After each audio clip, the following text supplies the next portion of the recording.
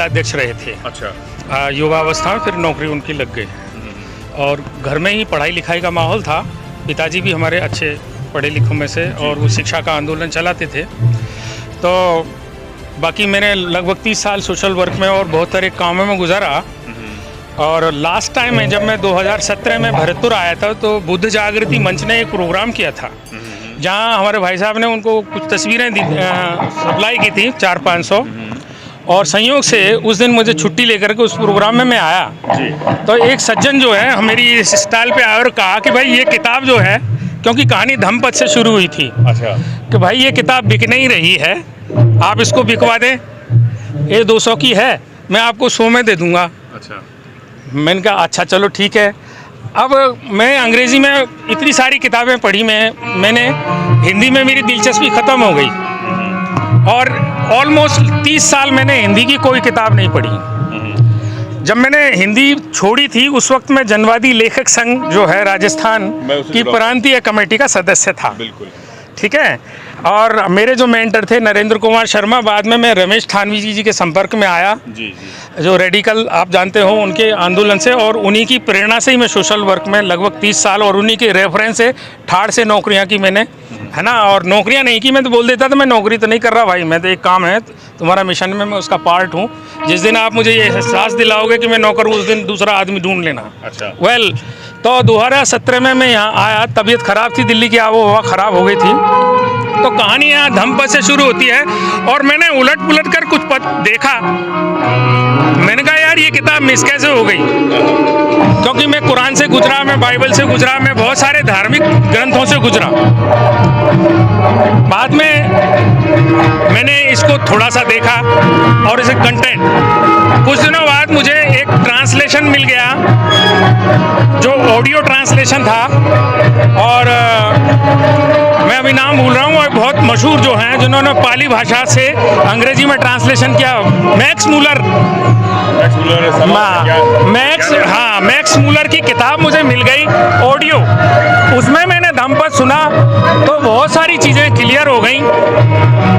और इस तरह से तो एक दिन ये चर्चा आई थी कि परिहार साहब की जो किताब है लाइफ और मिशन, उसका अंग्रेजी में अनुवाद होना है।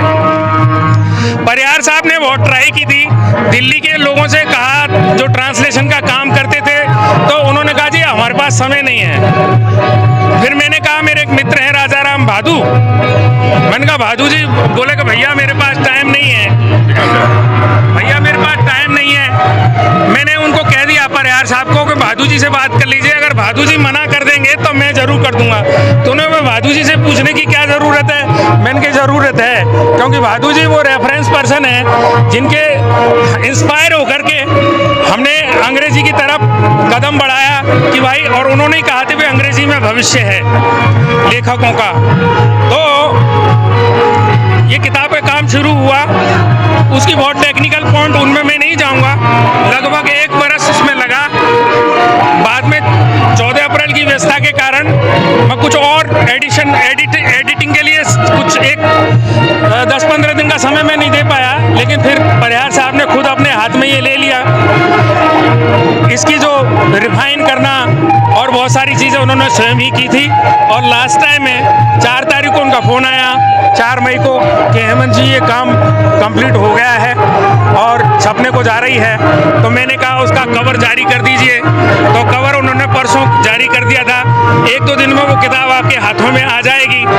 मैं भाई साहब ये जो मिले हैं वर्मा जी, इनसे बातचीत कर रहे तो मैं ये कह रहा था कि देखिए मंच से तो बहुत सारे लोग बोलते हैं, पब्लिक यहाँ से उठनी चाहिए। और इसी सिलसिले में उन्होंने मेरा इंटरव्यू लिया है, और मैं ये नहीं कहता कि मैं कोई बहुत बड़ा लेखक हूँ, मैं इस देश की आम जनता हूँ, है ना। और ये जनता की आवाज़ है। जो परिहार साहब की किताब है मैं उससे बहुत मायनों में सहमत हूँ, और ये मैं उनका धन्यवाद देता हूँ कि उन्होंने 60,000 रुपया देकर अपनी किताब मुझको पढ़वाई। 60,000 रुपया दे करके ये ट्रांसलेशन के उन्होंने मुझे से 60,000 रुपये लिए, मेरे लिए दिए। ये मेरे लिए बड़ी रकम थी क्योंकि मुझे अंदाज़ा नहीं था, लेकिन ये हो गया। मैं सभी परिहार साहब के लिए, बुद्धम पब्लिशर और सब जिन लोगों ने इस मामले में मेरा सहयोग किया उनको बहुत बहुत धन्यवाद देता हूँ। और ये जो चैनल है इसका नाम डेमोक्रेटिक चैनल है, डेमोक्रेटिक भारत है, जो लोकतांत्रिक भारत है। मैं समझता हूँ ये इन्होंने जो नाम किया है, मैं जनता की तरफ से इस पर मोहर लगाता हूँ।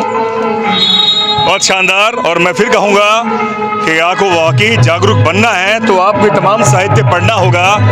भले डिग्री कितनी भी आप लें, लेकिन अपने दिमाग को और जागरूक करना है तो किताबें पढ़ें। एक बार राजेंद्र जी इधर जाएं, मैं आपको ये तस्वीर दिखा रहा हूँ। ये तमाम वो किताबें हैं जो आपको आडंबर, अंधविश्वास, पाखंड, संविधान और कानून और आपकी सामाजिक जागरूकता के बारे में तमाम ये किताबें आपको और भी ज़्यादा विकसित करती हैं।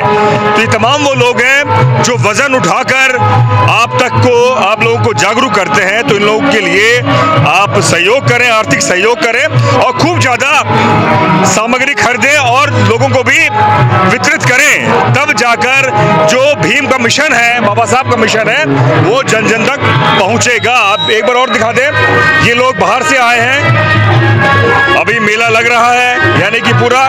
और देखिए इतनी सामग्री आपको यहाँ पर उपलब्ध हो रही है। तो आखिरी में फिर मैं ये कहूँगा कि डेमोक्रेटिक भारत के माध्यम से हम और लोगों को तमाम इस तरह के विषय से आपको अवगत कराते रहेंगे, क्योंकि जब तक आप जागरूक नहीं होंगे तब तक आप अपने हक और अधिकार नहीं पा पाएंगे। दीजिए इजाजत, शुक्रिया।